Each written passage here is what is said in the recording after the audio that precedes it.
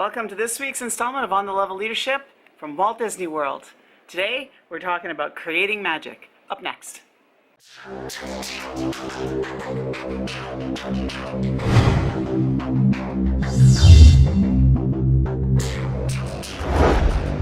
Welcome to this week's On the Level Leadership. This is coming to you directly from Walt Disney Resort. As you can see, I'm personally staying at the Beach Club right opposite of the boardwalk, which is opposite the waterway there. It's a gorgeous facility. It's beautiful here. So excuse the sunglasses. It's really, really bright. It's about 90 degrees or 28, 27 degrees today. So really, really hot, really, really warm. But today I wanted to talk about creating magic. And on the way down, I actually read a book called Creating Magic. And here it is, by Lee Cockerell.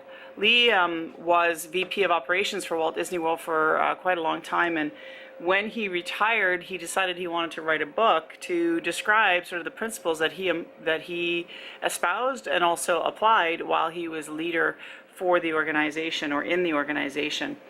And it helped to create a better working environment for people who are here, and really enabled some real success to occur for the organization. The first one is really important, and it's called Remember That Everyone is Important. Lee wanted to make sure that everybody applied RAVE, which stood for Respect, Appreciate, and Value Everyone. His perspective was that everyone in the organization, from the garbage people to the housekeepers to the chefs to the folks like right up to VP, were all as important as the other.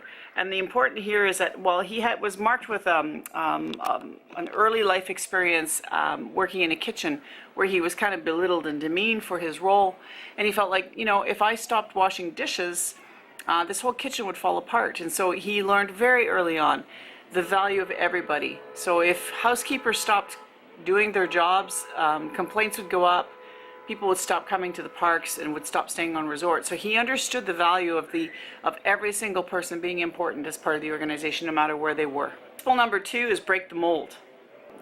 You need to be willing to change what's going on around you. You need to be willing to assess and change your processes, and that sometimes requires risk.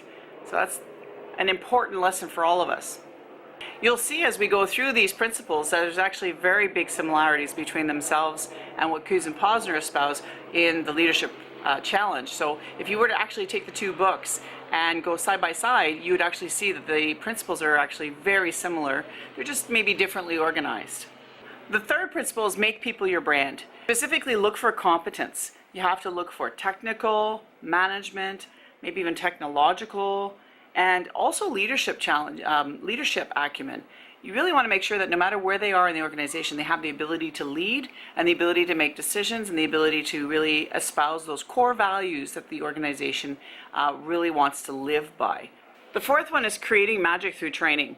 So Lee was a big fan of training both formally and informally, and making sure that the staff understood not only their roles and the processes really well so that they could execute those roles and those processes really well. He liked the idea of informal training, so it's sort of the hands-on stuff. He really was a big fan of mentoring and coaching, and really wanted people that had some time in the organization to really mentor and coach new people so that they could really learn very quickly on how to provide the customer service and to, again, embody the core values that the organization was really seeking to achieve. The fifth one is eliminate the hassles. I really love this one. I love it because it's about looking at processes, not people. So if something is failing in your organization, or if you're getting a lot of complaints or a high level of turnover, you need to look at process. What processes are failing? Because oftentimes it's very, very easy to blame a person, an individual, a team for a failure. But the reality is oftentimes, especially if there's repeat errors, it's often not the people that are failing, it's the processes that are failing. I'll give you a big direct example. The difference between Universal Studios and Disney World was was very obvious to us this week. We went to Universal Studios prior to our stay here at Walt Disney World, and we had a situation where our tickets, I would say on a daily basis, had issues with entry into the park. And then what I heard from staff trying to fix the problem was the person before must have inputted it incorrectly. I heard that twice. The problem with that is that if two people or more are failing at completing the same process, then it's not the person that's failing, it's the process that's failing. That's a distinct difference between Universal Studios, unfortunately, and how they're managing the corporation, is that right now the processes aren't necessarily reviewed in a way that makes sense or that are user-friendly to the people or that are preventing or eliminating the potential for complaints or risk to the client.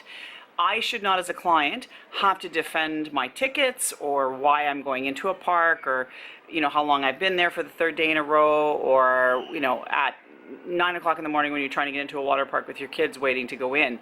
These are process failures, and I think that's the key message that Lee really was trying to explore within the book chapter, was that looking at process, everything at Disney World, through training, through their institute, procedural ways of doing things are trained both formally and informally to ensure that people know what they're doing, and when they don't know how to do it or when something fails, they have a review process that allows them to make things better.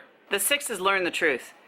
As a leader in an organization, no matter at what level you are, you need to be willing and open to listening to critiques and to listening to things that need to change or that are failing.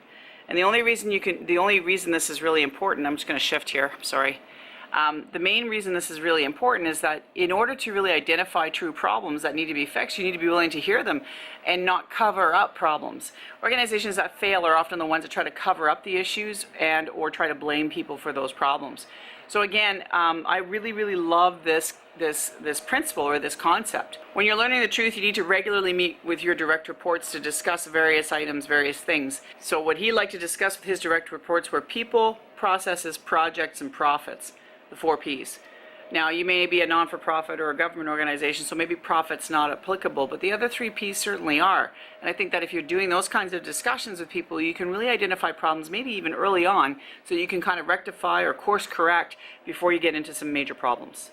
The 7th principle, or the 7th key concept in this book, is burn the free fuel. Lee understood that free fuel are the things that come from gratitude and appreciation.